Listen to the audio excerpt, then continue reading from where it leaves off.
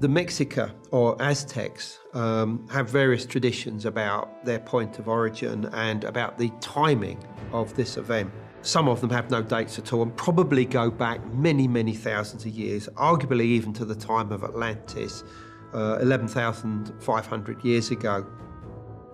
If we go back about 11,000 years ago, we're talking about a time of an enormous flood suddenly overwhelmed the Earth, huge catastrophe. There was fire came down from the sky, parts of a meteorite crashed upon the Earth, and this changed the whole structure of the Earth as we know it today.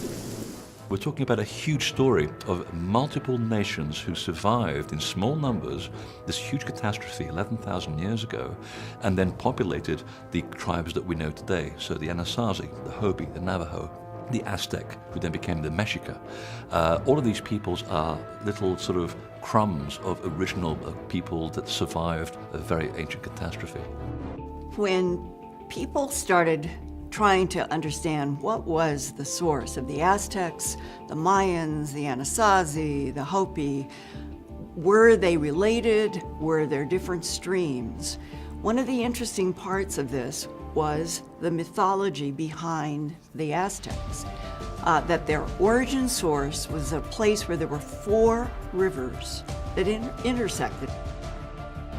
Quetzalcoatl was the astrological equivalent of Venus. And when you study ancient cultures, the movements of Venus are extremely important for not only the planting of crops, but they could tell the cycles of time from the movements of Venus. The movements of Venus around our star are so precise that you can literally time everything by them in a society or a culture. And when you look at the ancient Egyptian culture and the Sumerian culture, the movements of Venus always take on an extremely important role. So it's highly probable that, yes, there are certain symbols in certain caves around Utah that do specifically tie in with a lot of the Mayan calendars, a lot of their images of Quetzalcoatl, one of their central god figures. But at the same time, these symbols are also shared by other cultures as well. So they're not just inherent in the Aztec culture, they're also shared by the Anasazi and the Hopi, the Navajo, the Apache, and so forth. In some Sumerian texts, but also in Egyptian ones, Horus takes advantage of the fact that Venus appears in the sky to start the fight.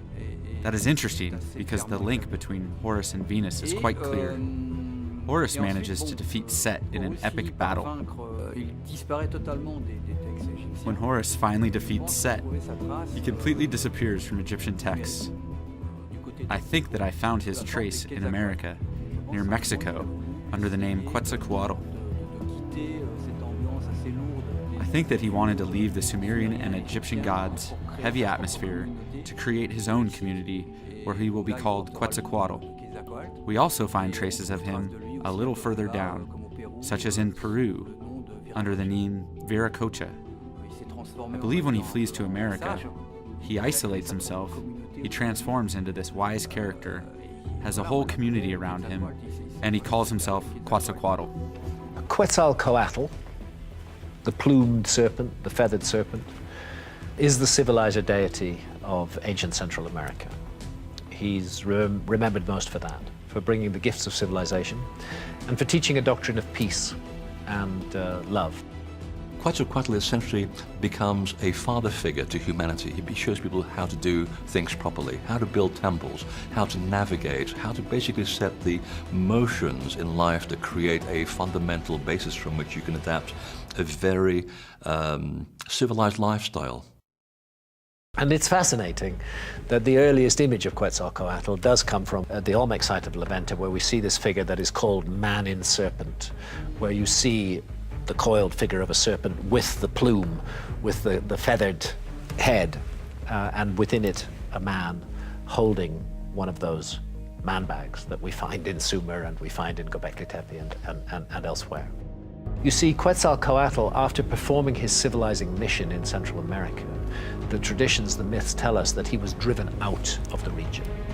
And as he leaves, he promises that he will return, and that he will overthrow the cult of the war god. Who was this usurper? The war god, Huitzilopochtli. He's a very dark god, to be honest. And yet, in contrast, you have Quetzalcoatl.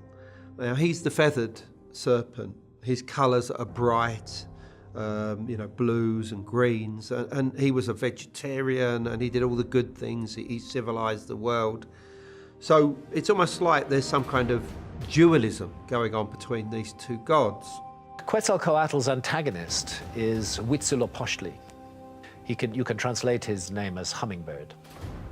We think of hummingbirds as very sweet little things, but they're very determined and they're very fast, they are a perfect symbol of the manifestation of will, the ability of a hummingbird to stay still in one place with its wings moving at incredibly high speed. So it's perhaps not surprising that something apparently pretty like the hummingbird is chosen as the avatar of the god of war. When you listen to what the Aztec elders say today, was that the leader of the tribe, before they left Aztlan, had a vision. In the vision, a god appeared to him and told him that he had to travel south with the tribe till they came across an eagle sitting on a barbed tree eating a snake. And eventually they made their way into Central America. And what they found was an eagle sitting on a cactus, and it was literally eating a snake, and they took that as a sign of where they were going to settle. Perhaps it was a time when the ancient serpent lineage became lesser than this new royal bloodline that had emerged as the Aztec royalty. They sort of somehow began to misread the ancient teachings, what the ancient concept of the gods were there for. They were there as metaphors, they were there as teaching aids to help, the individual rise above his or her own, base living situation. It was about raising your level of awareness. What the Aztecs began to do, which is often what happens with so many old cultures, they began to take these things literally. But could their fear of darkness have finally caught up with them? Not even their precious God could have saved them from what was about to happen next. In 1519, a ship arrives on their shores, and a strange, white, bearded man introduces himself. And eventually Cortez comes to the Aztec people, and the only other time that they had seen a creature with a beard was on their god Quetzalcoatl. And here is a Spaniard wearing a long beard with amazing armor, and they were riding these incredible creatures, the horses that they brought with them. He's thrown into a state of hysteria by the arrival of Cortez. It's fascinating looking at the documents from the period. Both the Aztecs and the conquistadors kept detailed records to get a sense of the state of mind of Moctezuma, how terrified. He was a bully, he was an aggressive, domineering dictator. But when he thought he was facing a returning god, his knees turned to water. He ceased to have any courage or confidence whatsoever. And Cortez very quickly learned about this and took advantage of it and played upon it and used it as part of his psychological game to overthrow the Aztec Empire and take from them everything. Cortez was no Quetzalcoatl. Cortez was only there for one thing, but he took advantage of and rode upon that myth on his way in. And in the first encounter, direct encounter between Moctezuma and Cortez, this matter is raised directly, and Moctezuma asks him, "Are you truly Quetzalcoatl?" And Cortez actually says, "No, I'm not." But you see, he was being clever there because the deities of ancient Mexico were tricksters. So that's exactly what Moctezuma would expect him to say. "Yes, you are Quetzalcoatl." Moctezuma did the work in his own imagination. It's a very curious and extraordinary moment in human history, seen at the time as the fulfillment of a prophecy. But what was it really? It was the doom. It was the doom of the ancient cultures of Central America.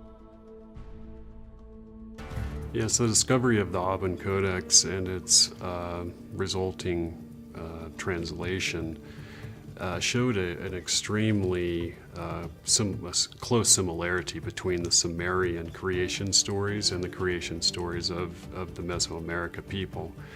And those creation stories speak of a pantheon of gods who ended up creating man, not a single god, as was being professed by the church at that time. And because of that, a lot of the information was suppressed. They saw such close similarities between the two that to a lot of them, they sort of scared them and said, oh my gosh, when people see the similarities, they're going to think, well, mankind was created by these creatures, by the Anunnaki, by the serpent gods, and not by the one true God in Christianity. I mean, their stories and their myths actually sounded very much like the stuff that was already in the Bible, which back in Europe was the high point of civilization. Okay, so they began to write these things down, and the more they wrote and the more they listened to the Aztecs, the more they realized that their myth really preceded Christianity.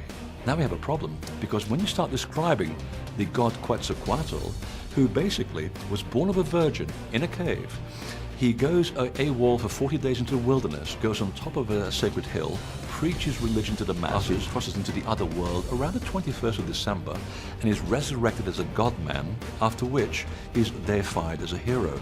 That story was already around. So, being a priest in the middle of all of this, I would have gone, oh dear, oh Susanna. We have a bit of a problem, Houston, because now it means that everything that's in the Bible, everything that we've been worshipping in Europe, is actually much, much older. So they put one and one together, and they realized, my God, this stuff is almost like what the Sumerians were saying in 3000 BC. And only today we begin to realize that the old world, as we called it, was actually much more ahead than what Europe was professing at the time.